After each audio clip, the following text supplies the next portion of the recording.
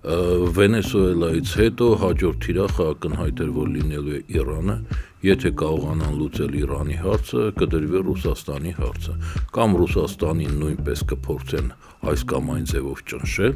կամ կփորձեն ճնշման ճանապարհով դարձնել իրենց դաշնակից ընդդեմ Չինաստանի։ Ինչու հենց հիմա, որովհետև նաև այս պահին ուրեմն իսրայելական լոբին կարողացել էր Տրամփի համապատասխան տեղերից բռնել այդ Էփշտեյնի հայտնի գործով։ Հենց դրանով էր հենց հիմա։ Իրանը բոլոր այս արաբական երկրներին ցույց տվեց, որ նայեք, ձեր դաշնակիցը պաշտպանում է միմիայն Իսրայելը եւ իր բազաները։ Դուք իր համար ունեք զերո արժեք։ Այս պատերազմը եւ Իրանի դիմադրությունը գլոբալ առումով փոխում են ոչ միայն տարածաշրջանը, այլ փոխում են ընդհանրապես համաշխարհային խաղի կանոնները։ Շանսը ինքը տեսնում է սրա մեջ։ Ստեղծել իր շուրջ տոտալ քաոս, առավելագույնը վնաս պատճառել բոլորին, ստիպել նրանց կոպիտ ասած Իրանից հեռու մնալ։ Սա է այս պահին իր ստրատեգիան։ Հավատը, որ Դուբայը ամենաանվտանգ տեղն է եւ բոլորը դրեք այդտեղ փողեր, մեկընդմիշտ փլուզվեց։ Պատկերացրեք, որ հիմա աշխատեր այսպես կոչված Տրամփի ճանապարհը, որպես ԱՄՆ-ի տարածաշրջանում ենթակառույցների մաս։ Եվ մի հատված էր այդտեղ։ Ձեր աչքի առաջ է, թե ոնց է Իրանը վառում, բնաջնջում ամբողջ տարածաշրջանում ԱՄՆ-ի բոլոր ենթակառույցները։ Սա ուրեմն պետք չի մեծ խելք ունենալ հասկանալու, որ մի հարված էլ այստեղ էր գալու։ Այսօրվա դրությամբ, հենց որ դու կատարում ես բոլոր պահանջները, դրա գնով է, որ խաղաղություն է։ Եթե այս իշխանությունները ավելի անկեղծ են, ուրեմն պետք է հայտարարեն, որ այնպես փութաջանորեն, ինչպես մենք կատարում ենք Ադրբեջանի պահանջները, ոչ մեկը ընդունակ չի կատարել, մեր պես հլու հնազանդ, եւ այդ պարագայում կարող է առաջանալ վտանգ։ Եթե այդպես հայտարարեն, ինչ որտեղ դա կունենա տրամաբանություն։ Այս պահի դրությամբ իրական պատկերը շատ հստակ է։ Եթե ներկայիս ընդդիմությունը նման ձևով շարունակի, ասենք տանելու են ինչ-որ տեղ ազգային ժողովում, բայց չեն հաղթել Նիկոլ Փաշինյանին։ Հասկանում եք, 30 տարի Հայաստանի Հանրապետությունում քաղաքացու ձայնը ընդհանրապես որոշիչ չի եղել։ Հենց որ քաղաքական ուժերը սպասում են հասարակության որոշիչ ձայնին, ուրեմն իրենք պետք է տարիներ շարունակ Հայաստանի քաղաքացուց կերտեին իրական քաղաքացի։ Armenia Today-ի խոսում են գլխավորի մասին հաղորդաշարի հյուրն է վերլուծաբան Արգիշտի Կիվիրյանը, շնորհակալ եմ հրավերը ընդունելու համար։ Խոսելու ենք տարբեր թեմաներից, նախ իհարկե այն, ինչ կատարվում է մեր տարածաշրջանում, մեր իսկ հարևանությամբ եւ կանդրադառնանք նաեւ մեր ներքաղաքական թեմաներին։ Առաջին հերթին այն, ինչ կատարվում է մեր հարևանությամբ, իհարկե առաջնահերթ մեր քաղաքացու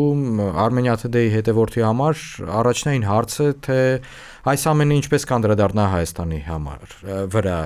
ինչ ռիսկեր այստեղ կան։ Բայց մինչ այդ ռիսկերին անդրադառնալը, նախ խոսենք, թե դուք ինչ եք վերլուծում, ինչ եք տեսնում, ինչպիսի սցենարներ են հնարավոր զարգացման եւ խոսվում է նրա մասին, որ այս պատերազմը այս անգամ կարճ չի տևի, ավելի ծավալուն է, ի վերջո Միացյալ Նահանգները անմիջապես պատերազմին մասնակից է, այլ ոչ թե վերջի օրվա, ինչպես նախորդ տարվա ամռանը եղավ, 12-րդ օրը նոր Միացյալ Նահանգները հարված հասցրեցին Իրանի միջուկային օբյեկտներին։ Հիմա այս պատերազմը ավելի ծավալուն է, ինչ կանխատեսենք։ Նայեք, առաջինը այս պատերազմը կանխատեսելի էր, որ այն սկսվելու է։ Վենեսուելայից հետո հաջորդ թիրախը ակնհայտ էր, որ լինելու է Իրանը, եթե կարողանան լուծել Իրանի հարցը, կդրվի Ռուսաստանի հարցը, կամ Ռուսաստանին նույնպես կփորձեն այս կամ այն ձևով ճնշել, կամ կփորձեն ճնշման ճանապարհով դարձնել իրենց դաշնակից ընդդեմ Չինաստանի։ Սա այդ սխեմայով է գնում։ Դրա համար ուրեմն ինձ համար վերջի շաբաթներին նաև հենց որ այդքան մեծ տեխնիկա եւ սպառազինություն էր կուտակվում Ամերիկայի կողմից, ակնհայտ էր, որ բանակցությունները կրում են իմիտացիոն բնույթ։ Եվ պարզ է, որ ցանկացած մարդու համար այդ տեխնիկան ուրեմն սպառազինությունը եւ մնացած ուրեմն զինվորներ եւ այլն, դու հենց որ կուտակում ես դրա վրա ծախսում ես ահռելի գումարներ, ոչ մեկը ընդամենը զուտ բանակցությունների վրա ճնշում գործադրելու համար այդքան մեծ ծախսերի չէր տեսնի եւ ակնհայտ էր, որ սպասվում է հարված եւ ոչ միայն հարված։ Նայեք, բուն նպատակը հետեւյալն է, ուրեմն առնվազն Իրանի նկատմամբ Իրանը վերցնել իրենց վերահսկողության տակ, կամ վերահսկողության տակ իրանք վերցնելու են ուրեմն կազմաքանդելով Իրանը, կամ փորձեն լայց տարբերակ այնտեղ իշխանության բերել այնպիսի անձանց, ովքեր իրենց հետ կբանակցեն եւ կհամաձայնվեն կատարել իրենց բոլոր պայմանները, այսպես կոչված վենեսուելյան ինչ-որ սցենար։ Վենեսուելայում հենց որ իրենք այսպես Մադուրոյին խաղից հանեցին, մնացածները պատրաստ եղան կատարել Ամերիկայի պահանջները այս կամ այն ձևով։ Հիմա Իրանում այս պահի դրությամբ դեռ այս սցենարը կյանքի չի կոչվում։ Առաջինը արդեն իսկ պարզ է, որ Իրանը դիմադրում է եւ ոչ միայն դիմադրում է, այլ պատասխանում է իր ունեցած բոլոր ռեսուրսներով։ Երկրորդը մինչ այս պահը Իրանի իշխանության մեջ չեն երևում այն անձիկ, ովքեր պատրաստ են բանակցել ԱՄՆ-ի հետ։ Անկամ վերջի Տրամփի հայտարարությունը, որ իրանցիք դուրս են եկել իր վրա եւ ուրեմն խնդրում են բանակցություններ, ակնհայտ է, որ զուտ հայտարարություն է, որովհետեւ Իրանի պատասխանատու անձիկ միանգամից այն մերժեցին։ Սրա հետ միասին պատկերացրեք, սրան գումարեք, նայեք, ինչու հենց հիմա, որովհետեւ նաեւ այս պահին ուրեմն իսրայելական լոբին կարողացել էր Տրամփի համապատասխան տեղերից բռնել այդ Էփշտեյնի հայտնի գործով։ Հենց դրանով էր հենց հիմա։ Սակայն թե ոնց կընթանան զարգացումները, դա արդեն ոչ մեկը չի կարող կանխատեսել, որտեղ ինքը կախված է բազմաթիվ հանգամանքներից, թե այս ռազմական գործողությունները ինչպես կընթանան։ Ակնհայտ է, բայց որ Իրանը այս պահի դրությամբ լայնածավալ իր բոլոր ունեցած հնարավորությունների սահմանում փորձում է պատասխանել։ Նայեք, այս պահի դրությամբ Իրանը հարվածում է մոտ 15 պետության տարածքների եւ ուրեմն բազաների կամ նրանց նավերի եւ այլն։ Այսինքն նման ձևով շատ քիչ պետություն էր ընդունակ իրեն պահել։ Օրինակ այսօրվա դրությամբ պատկերացրեք Ռուսաստանը պատերազմելով Ուկրաինայի դեմ ինքը հարվածում է միմիայն Ուկրաինայի տարածքում։ Ինքը չի հանդգնում, չէ, հարվածել այն երկրների տարածք, ովքեր մատակարարում են զենք զինամթերք Ուկրաինային եւ օժանդակում են Ուկրաինային։ Իսկ Իրանի համար ռիսկային չէ, ի վերջո արաբական երկրները այո քննադատում են, այո Միացյալ Էմիրությունները դեսպանին հետ կանչեցին, կարծես դիվանագիտական հարաբերությունների որոշակի, չգիտեմ, խզում կա այս պահի դրությամբ, կարող է հակադարձել, մենք ես եւ դուք ռազմագետ չենք, բայց դուք քաղաքական վերլուծաբան եք։ Նայեք, կա հստակ հաշվարկ Իրանի կողմից։ Ինքը հաշվարկում է, որ այլ պարագայում, պարտության դեպքում, ինքը կորցնում է ամեն ինչ։ Իսկ այստեղ հաղթանակի դեպքում ինքը ունենում է շանսեր։ Հստակ հաշվարկ է գնալ իրական տոտալ պատերազմի։ Նայեք, սա այն ինչ որ Իրանը այս մի քանի օրը կիրառում է, դա կոչվում է բնաջնջողական պատերազմ։ Շահիդների, չէ, շահիդների, նայեք, բնաջնջողական պատերազմ այն առումով, որ ինքը փորձում է առավելագույնը ստեղծել մի իրավիճակ, որ ստիպի դիմացի կողմերին գնալ խաղաղության։ Այլ պարագայում պատկերացրեք ինքը հարվածեր միմիայն ուրեմն Իսրայելին կամ միմիայն Ամերիկայի այս կամ այն ասենք ռազմանավի։ 12 օրյա պատերազմում ինքը դա արեց, հետո դա չհանգեցրեց, չէ, նրան, որ այսօրվա դրությամբ իրեն նորից չխփեն, իր վրա չհարձակվեն։ Իսկ այս պահին ինքը իր իր հաղթելու կամ ինչ հաղթելը այս բaragայում մի քիչ չակերտավոր է չպարտվելու կամ չկործանվելու ավելի շուտ շանսը ինքը տեսնում է սրա մեջ ստեղծել իր շուրջ տոտալ քաոս առավելագույնը վնաս պատճառել բոլորին ստիպել նրանց կոպիտ ասած Իրանից հեռու մնալ Սա է այս պահին իր ստրատեգիան ու նաև դրա արդյունքում ձեռքը բերել նաև այնպիսի դաշնակիցների, որոնք ռեալ իրեն օգնում են կամ ավելին կօգնեն։ Օրինակ նայեք, ինքը տարածաշրջանում 3 օր է բնաջնջում է ԱՄՆ-ի ողջ ինֆրաստրուկտուրան։ Այն ինչ որ տասնամյակներով ԱՄՆ-ն ստեղծել էր, ռազմական եւ տնտեսական ինֆրաստրուկտուրան։ Ով կարող է հետո մտնել այդտեղ շատ արագ։ Չինաստանը։ Եվ այդ պարագայում Չինաստանին դա ձեռնտու է, այո, եւ ինչ կանի Չինաստանը կօգնի։ Դու հենց որ ինչ որ գործառույթ վերցում ես քո վրա, հայտնվում են նաեւ դաշնակիցներ։ Այլ պարագայում դաշնակից կամ ինչ որ մեկը, ինչի քո վրա, ասենք, զենք դնի, գումար դնի եւ այլն։ Ընդ որում այն սխեման է, որը ես երկար տարիներ բացատրել եմ, որ եթե Հայաստանն ուրեմն Հայաստանի չպարտվելու եւ Արցախը չկորցնելու միակ շանսը վարել բնաջնջողական պատերազմ։ Չխորշել խփել, ասենք, Սանգաչալայի գազի տերմինալին։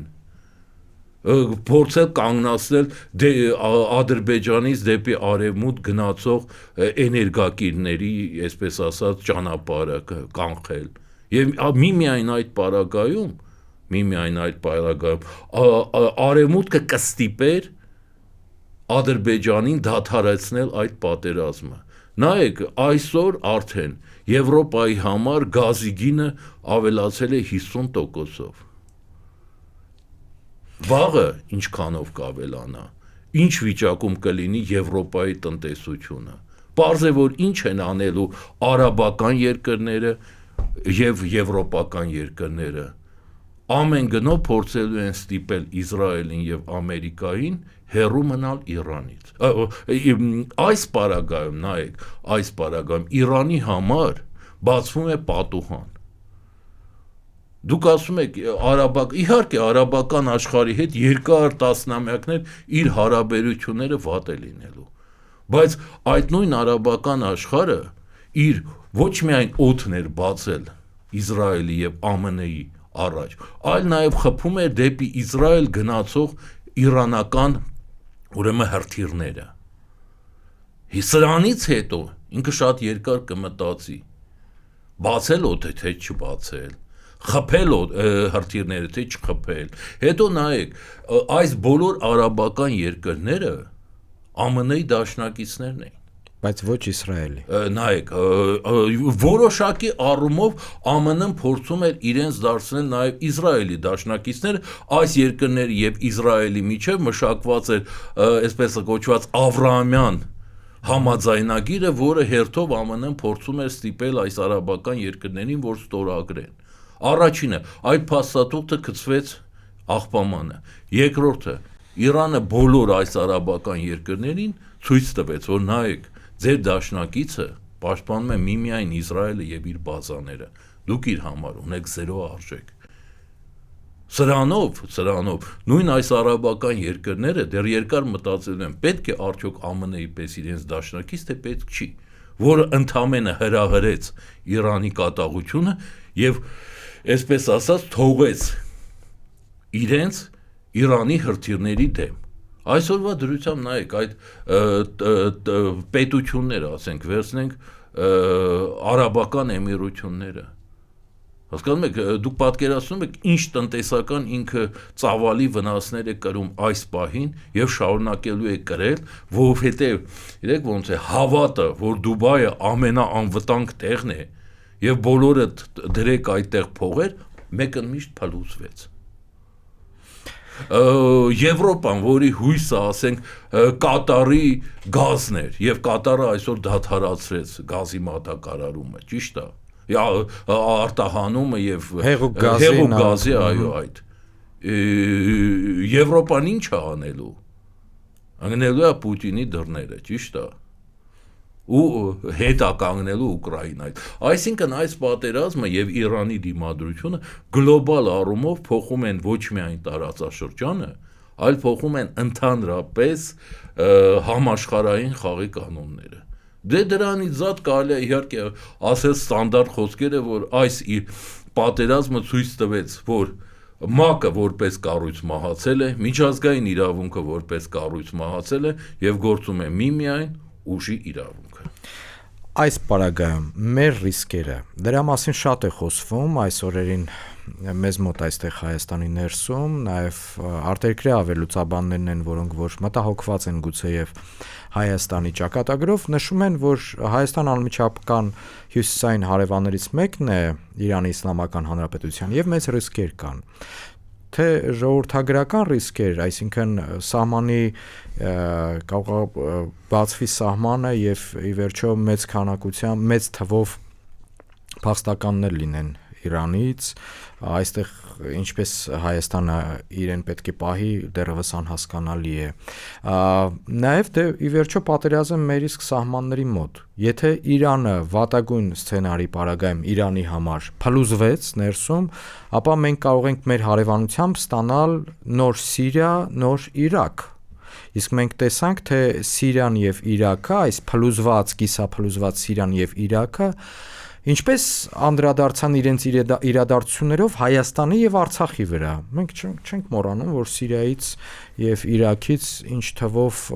վարձկաններ էին բերվում Արցախի դեմ պատերազմելու։ Նայեք, սկսենք սկզբից, առաջինը, ուրեմն պատկերացրեք, որ հիմա աշխատեր այսպես կոչված Տրամպի ճանապարհը, որպես ԱՄՆ-ի տարածաշրջանում ենթակառույցների մաս։ Եվ մի հատված էր այդտեղ։ Ձեր աչքի առաջ է, թե ոնց է Իրանը վառում, բնաջնջում ամբողջ տարածաշրջանում ԱՄՆ-ի բոլոր ենթակառույցները։ Հա, սա ուրեմն պետք չի մեծ խելք ունենալ հասկանալու, որ մի հարված էլ այստեղ էր գալու։ Հասկանում եք։ Այն ինչի մասին երկար ուրեմն ժամանակ ես զգուշացնում էի։ Հասկանում եք, գիտեք խնդիրը ինչումն է, Հայաստանը չի կարող փոխել իր աշխարհագրությունը, ինչ ուզում է լինի, ոնց ուզում է զարգանա իրավիճակը, արդեն քանի հազարամյակ Իրանը հանդիսանում է մեր հարևանը, ու պետք չի դրա հետ խաղալ։ Հասկանում եք, ինքը կարող է ասենք այսօր պարտվի։ Քանի անգամ է իր պատմության ընթացքում Իրանը պարտվել, թուլացել, բայց հետո վերականգնվել։ Դա տևում է արդեն, գիտեք, մոտավորապես 3000-ամյակ։ Դու չես կարող փոխել քո աշխարհագրությունը։ Ուրեմն մի վտանգիր ինչ որ ռոպեական իրավիճակներով քո տեղը այս տարածաշրջանում, դա քո վրա կարող է շատ թանկ նստել։ Մի վտանգիր ասելով ինչ նկատի ունեք, պարոն Կիվերյան։ Ուրեմն պետք չի, հենց որ բոլոր քո հարևան երկրները ասում են մի բեր արտաքին խաղացողներ այս տարածաշրջան։ Ուրեմն մի բեր։ Բայց Թուրքիան դա չէր ասում, Ուրեմն գիտեք ոնց է, նայեք, Թուրքիան բայց չէր ասում, որ գիտեք ոնց է բեր։ Հենց որ իրան պետք լինի, ինքը դա կհիշացնի։ Դրա համար բազմաթիվ անգամ ես բացատրել եմ, որ Հայաստանի համար այս տարածաշրջանում այս պահի դրությամբ ամենայն նախընտրելի պլատֆորմը դա 3+3-ն է։ Որտեղ առնվազն երկու պետություն, եթե քո դաշնակիցներն էլ չեն, ապա եթե հմուտ խաղաս կլինեն քո դաշնակիցներ։ Խոսքը գնում է Իրանի եւ Ռուսաստանի մասին։ Ինչի եմ ասում քո դաշնակիցները չեն, դա ես ասում եմ այն մարդկանց հայտարարությունները, որ իբր այդ պետությունները, այսպես ասած, մեր դաշնակիցները չեն։ Ես ինքս գտնում եմ, որ հակառակը իրենք բնական դաշնակիցներ են։ Շահերի համընկնումը նկատի ունենալով։ Նայեք, իհարկե, բազմաթիվ շահերի համընկնման պարագայում։ Հիմա գանք մյուս տեսանկյունից։ Այո, դուք շատ ճիշտ նկատեցիք, որ եթե տեղի ունենա Իրանի փլուզումը, Այն ինչին ձգտում են այն մարդիկ, ում դու տալիս ես Տրամպի ճանապարհը, ապա այո, շատ երկար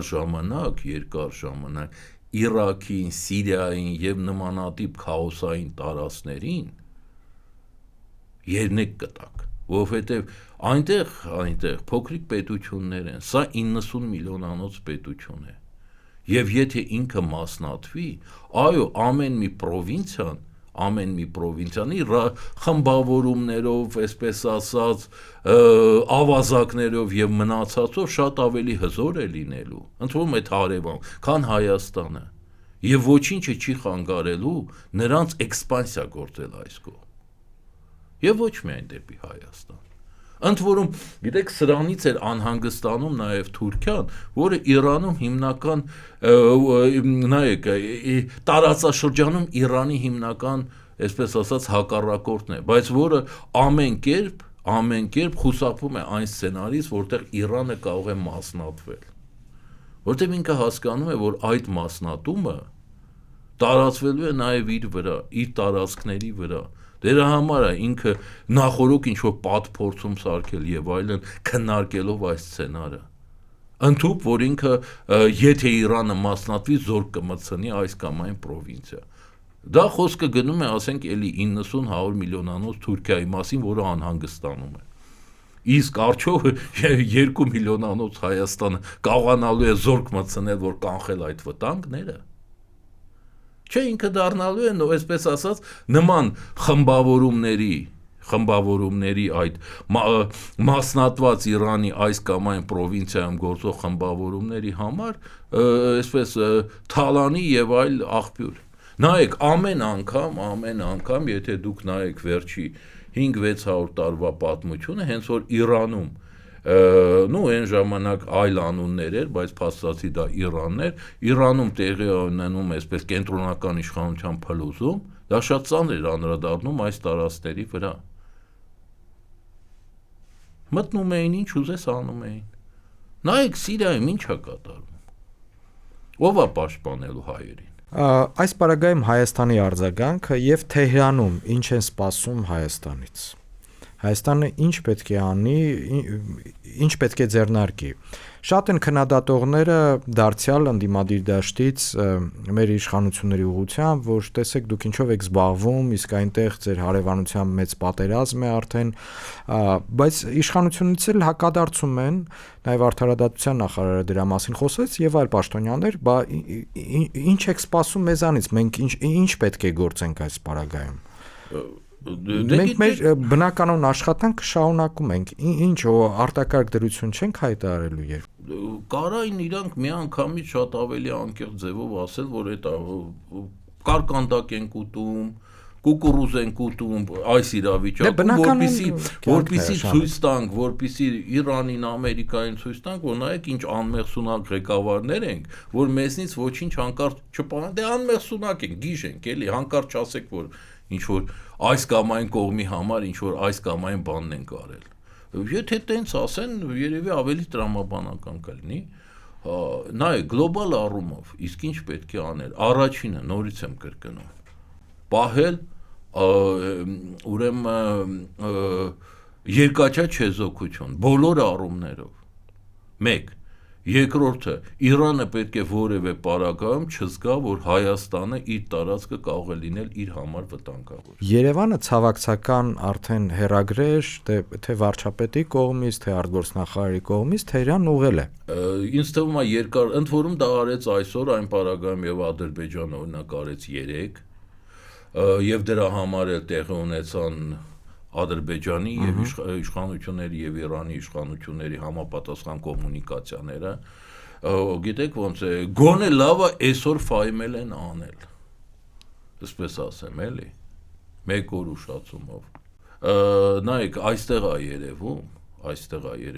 որ Ադրբեջանը իրան թույլ է տալիս վարել իրական, որոշակիորեն սուվերեն քաղաքականություն, ի տարբերություն Հայաստանի իշխանությունների, որոնք վախենում են բոլորից, բայց այդ պարագայում երկիրը դարձնում են գերտերությունների բախման թատերաբեմ։ Այդ դրանից է պետք ի սկզբանե խուսափել։ Ընդ որում, նայեք, եթե ԱՄՆ-ն Իսրայելը չհասնեն իրենց նպատակին, չհասնեն մեր համար այդ վատագույն սցենարի, այսինքն Իրանի կազմաքանդման, վստահ եղեք, որ որոշ ժամանակ անց այս պատերազմը նորից վերսկսվելու է։ Չնայած ձեր հասկանանք միած այս մեկը ոնց է ավարտվելու, բայց մեծ խելք պետք չի ունենալ հասկանալու համար, որ եթե նպատակներին չհասնեն, հարմար պահի նորից սա տեղի է ունենալու։ Այդ Տրամպի ուղու մասին երազողները սա թող հաշվի առնեն։ Անդրադառնանք մեր ներքաղաքական կյանքին, եթե բնականon շարունակում ենք, շարունակենք։ Նախ իշխանության ներկուսակցության քարոզարշավին անդրադառնանք։ Դե պրայմերիզ արեցին, ցուցակ կազմեցին, արդեն դա կոչվում է ներկուսակցական, բայց մեծ հաշվով արդեն որոշակիորեն ընդհանուր քարոզարշավի միտումներ կան, այսինքն իշխանական վերնախավը արդեն մարզերով է պատտվում, ոչ աշխատանքային ժամերի, ոչ աշխատանքային օրերի, բայց այդպես։ Դուք արդեն նշեցիք, թե ինչ դրվագներ են հայտնի դարձել սոցցանցերում, բայց ով մենակ դրանով չէ, մարդիկ հանդիպում են մարզային բնակչության հետ, զրուցում են եւ այլն, արդեն այդ կապը տրվում է ֆիզիկապես։ Հիմա սա ինչի մասին է խոսում, իսկապես իշխանական թևը մտել է ամբողջական քարոզարշավի մեջ։ Այնպես չի, որ նոր է մտել, կարելի ասել արդեն քանի ամիս է իրանք մտել են այդ գործընթացի մեջ։ Մտել են առաջինը։ Բոլոր իրենց ռեսուրսներով, իրենց հետաքրքրում է միմիայն դա։ Իրենց ոչ տարածաշրջանն է հետաքրքրում, ոչ Հայաստանի ճակատագիր, իրենց հետաքրքրում է ամեն գնով վերարտադրվել։ Եվ դրա համար արդեն քանի ամիս է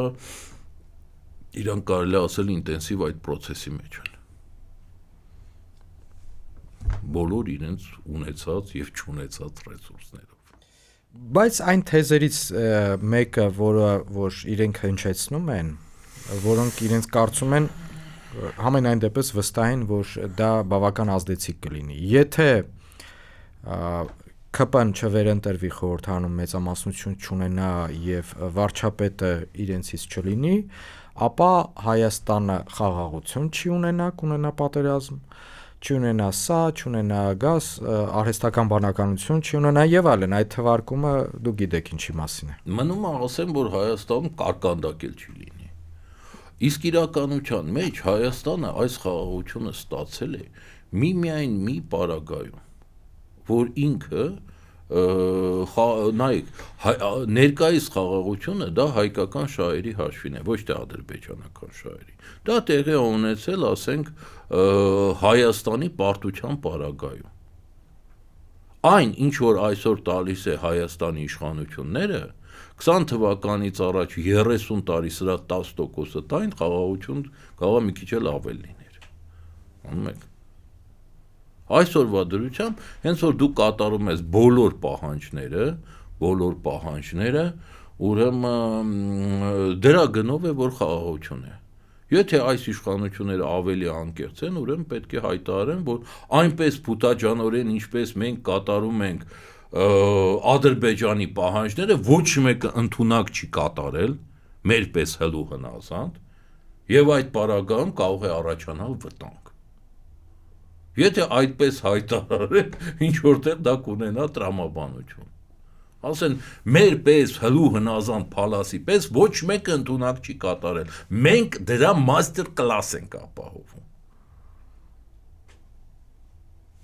Թող բարի լինեն նման ձևով հայտարարեն, դա կլինի տրամաբանական։ Ինչի հաշվին է խաղաղությունը։ Միայն դրա հլու հնազանդ կատարում ես Ադրբեջանի իշխանության բոլոր պահանջները։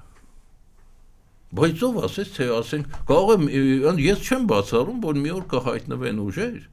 որոնք հենց այս սխեմայի մեջ հայտարարեն, որ իրանք ավելի հլու հնազանդ են ընդունակ կատարել եւ ադրբեջանական իշխանությունից ստանան այդ, որովհետեւ Նիկոլ Փաշինյանն ու իր իշխանությունը ինչ որ առումով Ադրբեջանի իշխանությունից է ստացել 20 թվականից հետո այստեղ իշխանություն լինելու այդ մոնղոլական կայսրությունում այդպեսի մի հատ բան կար, բայսակ էր կարծեմ կոչվում, այսինքն այդ փաստաթուղթը, որը տրվում էր իրանց սատրապներին,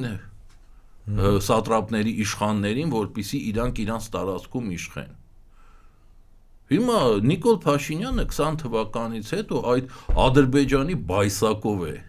այստեղ իշխանության, բայց չի բացառում, որ մեկը ինչ որ ուժ հայտնվի եւ ավելի ուրեմն մեծ խոստումներ տա զիջումների եւ ինքը ստանա այդ բայսակը, որովհետեւ օրինակ եթե դուք ուսումնասիրեք մոնղոլական իշխանության մեջ ուրեմն ռուսական իշխանների պահվածքը,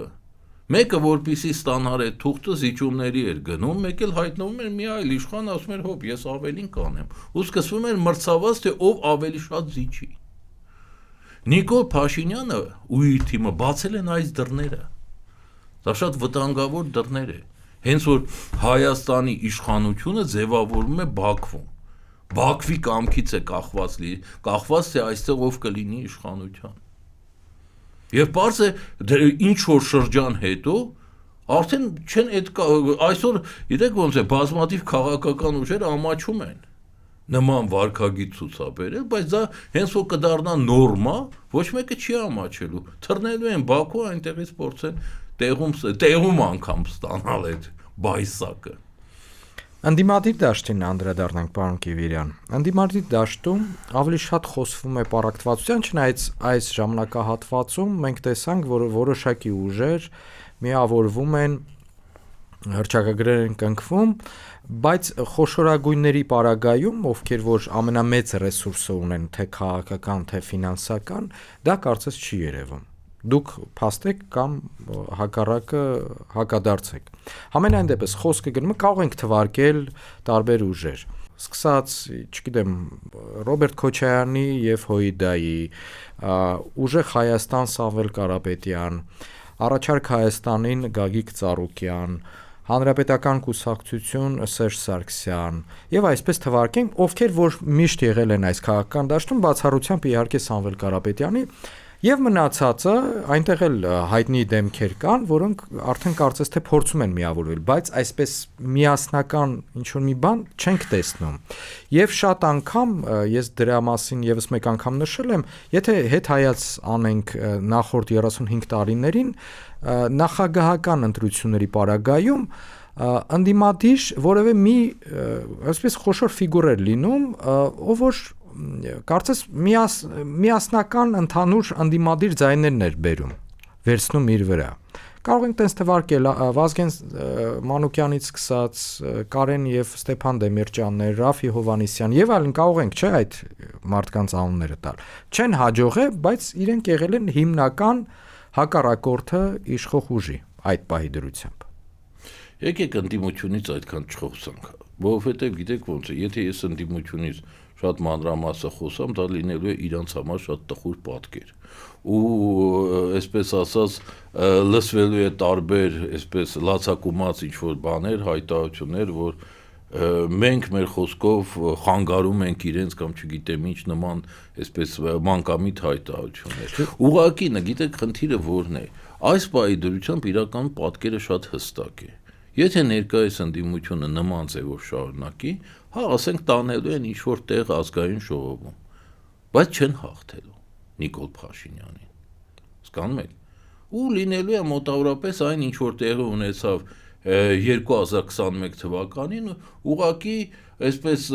Ռոբերտ Քոչարյանի տեղում ու իր թիմակիցների կլինեն, ասենք Սամվել Կարապետյանն ու իր թիմակիցները։ Եթե իրանց մինչև վերջ թույլ տան, որ իրանց թույլ տան, որ գրանցվեն եւ մասնակցեն ընտրությունների։ Եթե իրանց թույլ տան, որ գրանցվեն եւ մասնակցեն ընտրությունների, պատկերը նման ձևով շարունակելու դեպքում իհարկե։ Ես դա կրկնում եմ։ Այսինքն, եթե լայտ ձևով գնում են ընտրությունների, մասնակցում են ընտրություններով, հետո լավագույն դեպքում մի երկու անգամ միտինգ են անում, հա, օրինակ 21 թվականին անգամ դա էլ չարեցին, մոտավորապես պատկերը նման է լինում։ Լավ, պարոն Կիվիրյան, այս պարագայում Հայաստանի հասարակության կամ այսպես անվանենք հանրույթի արձագանքը ինչպիսին է։ Դուք ինչ եք տեսնում մեր համակարգացիների, համերկրացիները, ինչպիսի արձագանք են այս պահի դրությամբ տալիս։ Իրենք դարձյալ այն, որ ասում են մինչ այդ տարիներ առաջ քաղաքականությամբ չենք զբաղվում, որոշակի ապաթիա կար մեր հանրության որոշակի շերտերում եւ տեսանք նաեւ թիմ ընտրություններում մայրաքաղաքի թիմի ընտրություններում ինչքան ցածր մասնակցություն եղավ եւ չենք մոռանում, որ իշխող ուժը ընդամենը ԿՊ-ն 9.9% էր հավաքի ընդհանուր Երևանցու ձայնից։ Իհարկե հաշվի առնելով մասնակցության ցածր ցուցանիշը դա բարձր տոկոս կազմեց ընդհանուր առմամբ։ Ոչ ամբողջական այսպես իշխանություն ձևավորելու, բայց կազմեց։ Հիմա այս պարագայում մեր համերկրացին նախ ինչպես կողմնորոշվի, որ գործոններին ուշադրություն դարձնի եւ ինչ արձագանք եք դուք տեսնում։ Նայեք, այդ որ օրվանից անկախությունից ի վեր Հայաստանում հանրությունը դառավ սուբյեկտ, որոշող, որ մի հատ էլ հիմա իր արձագանքից կախված է լինելու, թե ոնց կզարգանան իրադարձությունները։ Ասում եք դա մի տեսակ, չգիտեմ, քաղաքացու ձայնը որոշիչ չէ։ Ուրեմն 30 տարի Հայաստանի Հանրապետությունում քաղաքացու ձայնը ընդհանրապես որոշիչ չի եղել։ Դե գլոբալ առումով անգամ աշխարհում մոտավորապես երկրորդ համաշխարհային պատերազմից հետո ինչ երկրներում ինչ որ գիտեք դա ֆիկցիա էր, որ քաղաքացու ձայնը դա որոշիչ է եւ որոշիչ չի։ Նայեք այսօրվա դրությամբ աշխարհը, ասենք ամենացայտուն օրինակը նայեք եվրոպական խավորությամբ Մոլդովայում ընթանում են ընտրություններ, որտեղ բացատրում են, որ քաղաքացու ձայնը որոշիչ չի։ Ընդամենը կա գեոքաղաքականություն եւ նախընտրելի տեխնացու։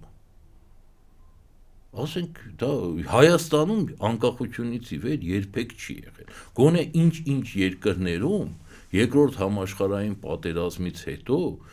որոշ չափով իմիտացիոն եղել է, բայց այդ համակարգն էլ է արդեն փլուզվել։ Ժողովրդավարություն գոյություն չունի։ Չէ, գիտեք, ոչ թե գոյություն ունենալ, գիտեք, շատ փոքր տարածքում ինքը կարա լինել։ Տեղական ինքնակառավարման մեջ կարա լինել։ Հայաստանում, եթե անկախությունից ի վեր, չնայած փոքր երկիր է, դա չի էլ եղել։ Ինչի մասին է խոսքը։ Հիմա Նիկոլն է դա տալու։ Նիկոլը այս կամ այն ճանապարհով ապահովում է իր իշխանությունը, հասկանում եք։ Մենք տեսնում ենք, ասենք, ոնց է այդ մարդը կարողանում բավականին հմուտ կերպով օգտագործել վարչական ռեսուրսները։ Հանուն իշխանության այդ մարդը պատրաստ է ամեն ինչի։ Այդ պարագայում, գիտեք ոնց է, հենց որ քաղաքական ուժերը սպասում են հասարակության որոշիչ ձայնին, ուրեմն իրենք պետք է տարիներ շարունակ Հայաստանի քաղաքացուց կերտեին իրական քաղաքացի, որպեսզի իր ձայնը լիներ որոշիչ, ոչ թե 18 թվականի, գիտեք ոնց է, իշխանափոխությունից հետո մեկ էլ ամբողջ օրը գոռալ քաղաքացի, բա դու ուր ես։ Պետք չէ տարիներ, տասնամյակ շարունակ այդ քաղաքացուն ճնշել, այդ քաղաքացուն բացատրել, որ դու ոչ ոք ես։ Մենք քո տեղը գիտենք, մենք խելացի ենք, մենք գիտենք ոնց անել, ոնց Արցախի հարց ալուցել։ Մեկ հիմա մի 18 թվից հետո հասել ուր ես քաղաքացի, բախի ես քնած, խի տեր չես կանգնում քո երկրին։ Պետք է այդ իրավունքներ, որ այսօր պես ասած պահանջեին։ Նորից եմ ասում, 91 թվականից այս կողմ Հայաստանի Հանրապետությունում քաղաքացին ոչինչ չի որոշել ու դեռ երկար ժամանակ չի որոշելու։ Եվ այս նոտայի վրա էլ մենք կավարտենք, պարոն Կևիրյան։ Շնորհակալ եմ։ Ձեր շնորհակալություն։ Armenia Today-ի հետևորդին հիշեցնեմ, որ խոսում են գլխավորի մասին հաղորդաշարի հյուրն էր վերլուծաբան Հարգիշտի Կիվիրյանը։ Ես Դավիթ Աղաբեկյանն եմ, առայժմ։